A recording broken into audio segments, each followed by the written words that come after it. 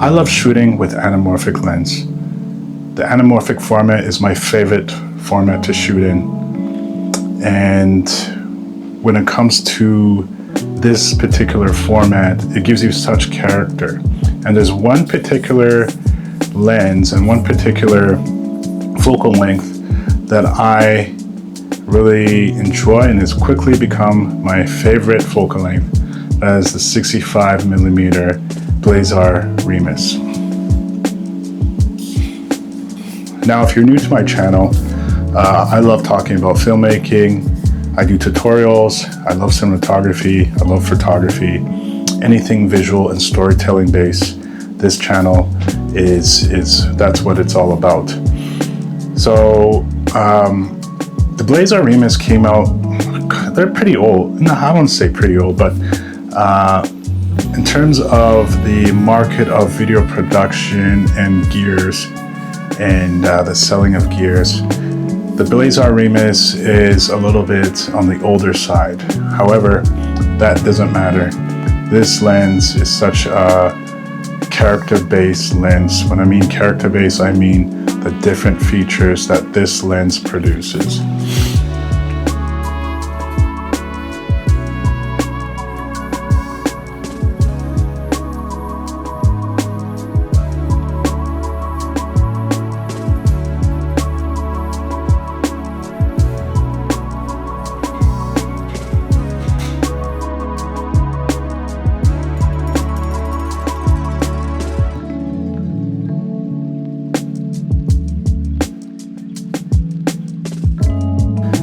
Has a normal focal length of 35, 50, 85. 65 is a sweet spot. It's kind of like a 50 on normal lens, but yet you still have the characteristics of a portrait lens or a short telephoto lens of an 85. So it's that nice sweet spot, and the images that you get out of this sweet spot is very unique. Especially when you compress the image, or you decompress the image, or you de-squeeze the image into the anamorphic format, then you have a really nice visual medium to use when it comes to filmmaking and storytelling.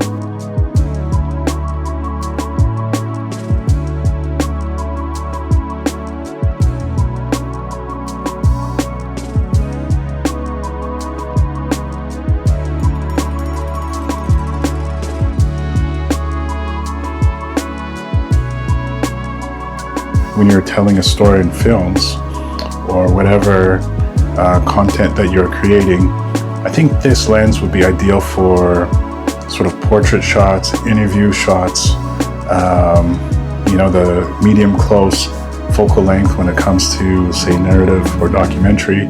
You can even get close-up shots, although the focus distance of this lens isn't very close, but that's to be expected when it comes to anamorphics.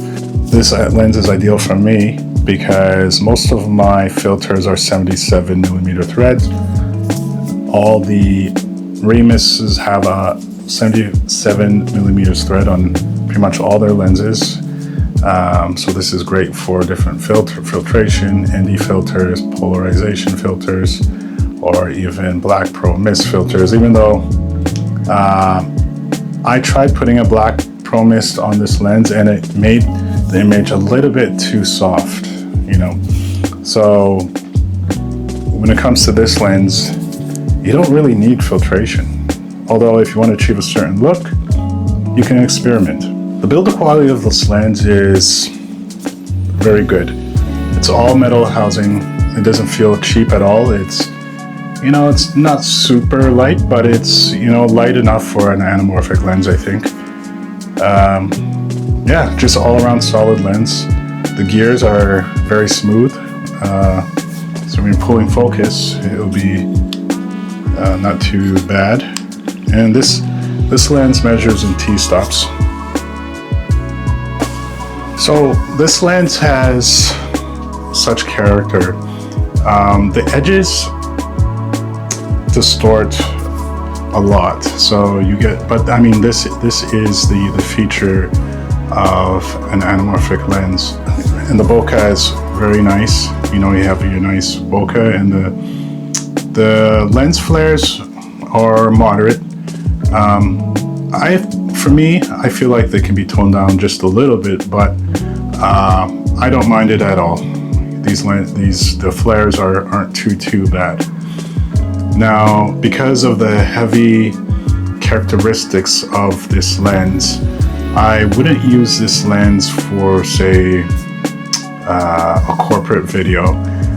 But what I have used this lens for, and I feel like these lenses are ideal for short films, music videos.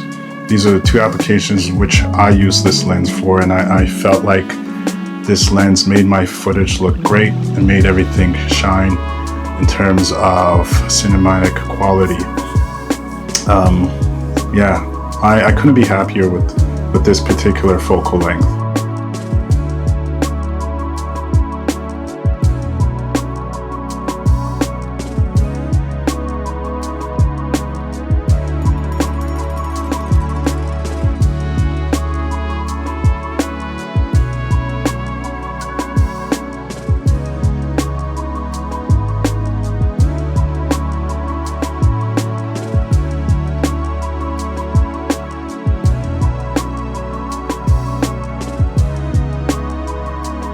The really cool thing about this lens is it's affordable.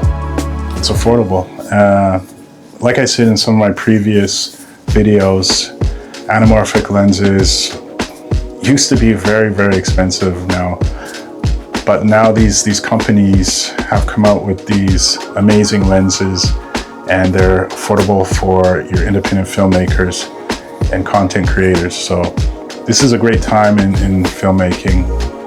Now, the cons of this lens, is you don't get a very close focus distance with this lens, and what I mean that is to be expected with an anamorphic lens, but it's not very close. Also, like I said before, the edges are very soft, and again, this is a characteristic in which it's user preference. If you like that look, and if you're using it for a certain application, then I think it's okay. But for me, I wouldn't use these lenses in all scenarios. Like I said, and if I'm shooting a corporate video, I wouldn't be using this lens.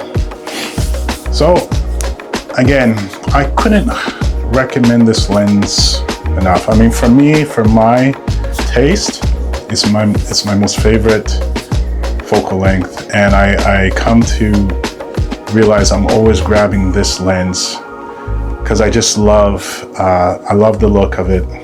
I love the focal length, the in between a normal lens and a portrait lens or a telephoto has a great look, and it's great for cinematography depending on what you're trying to portray in your story. I currently own the Remus. I currently own the 65 and the 85. Sorry, the 65 and the 45. I was on a short film, and I didn't have a very long focal length. So, in another video, what I'm going to do is I'm going to review the Nero in combination with my 100mm Nikon AI. It's an old vintage lens. It's a legendary lens, but I use that because I didn't have a very close focal length. So I'm going to be making a video of how these lenses mix together, the Remuses plus the adapter in combination of a vintage lens. So if you're in the market and you're looking for an affordable anamorphic lens that has lots of character, I would recommend the Blazar Remus 65mm. It's a very cool lens. Anyway guys, thank you for watching. Please subscribe if you like this type of content, and let me know in the comments if you would use this type of lens. Anyway guys, stay blessed. I'll see you next time.